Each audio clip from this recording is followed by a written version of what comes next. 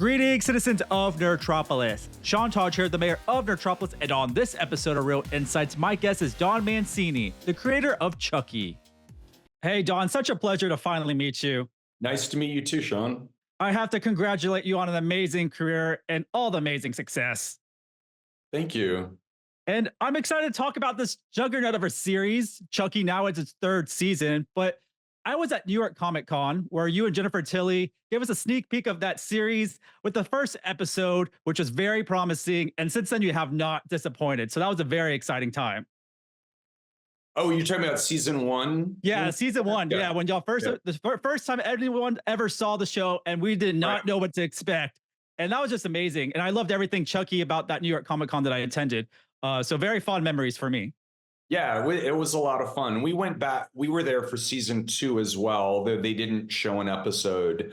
But Kenan Thompson, who's a big Chucky fan, and I met him through the actress Barbara Woods, who plays Mayor Michelle on the show, and in real life is also Allie's mom. She was friends with. Long story, but I'm mid-story, so I'll continue. We met Kenan through Barbara, and Kenan and Johnny Ryan, his partner, they threw us a big party for the premiere in season 2 at Hard Rock in Times Square. And that was the first time I'd met Kenan, and, which was a complete thrill because I've been a huge fan of his for years. And, and I'm talking to go, would you ever be interested in coming on the show? And he goes, fuck yes.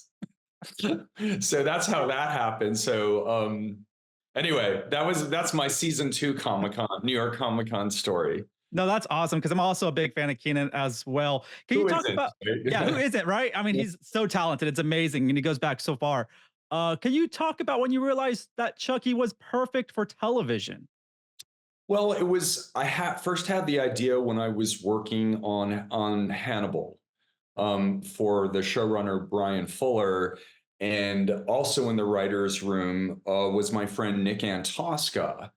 And it was while working on that show that I started thinking, God, it would be really fun to do what Brian has done with Hannibal Lecter and do that with Chucky. And it was my first experience in the writer's room and the television experience.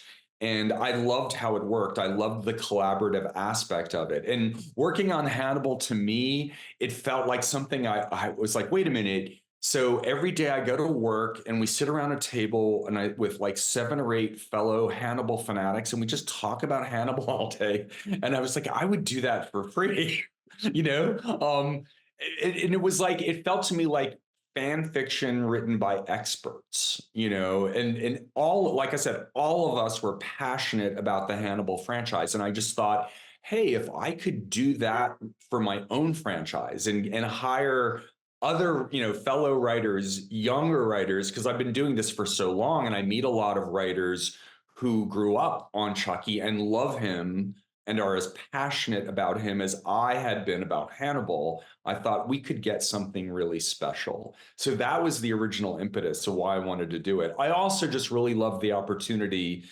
to delve into character more, that like television, because of the long form format, it allows you to explore characters and relationships in a greater depth than you can in a 90-minute movie. And so that was also really appealing to me. Yeah, that's true. And the series is very special. Everyone obviously loves the series. They love everything about Chucky. Everyone's a big Chucky fan, but everyone loves Jennifer Tilly. Can you talk about your collaboration with her and what makes it so great? And what can fans expect from Tiffany on this part of season 3? Well, I've loved working with Jennifer for 25, 26 years now, starting with Bride of Chucky. I wrote it for her. I didn't know her at the time. I hadn't met her. I was just a fan, and I knew that she would be the perfect person to play that character. And I was right, as it turned out. Although it didn't take a rocket scientist, I think. I was just so thrilled that she said yes. I didn't necessarily expect that to happen. and we really hit it off as friends. And she's been one of my best friends since then. So she's kind of a muse. I just really love funny people, and she is one of the funniest people I've ever met. And what I really loved about bringing Jennifer into the franchise is that she brought not only a new kind of humor and relationship interest with Chucky, she also brought glamour. And that was something as a gay guy that really appealed to me.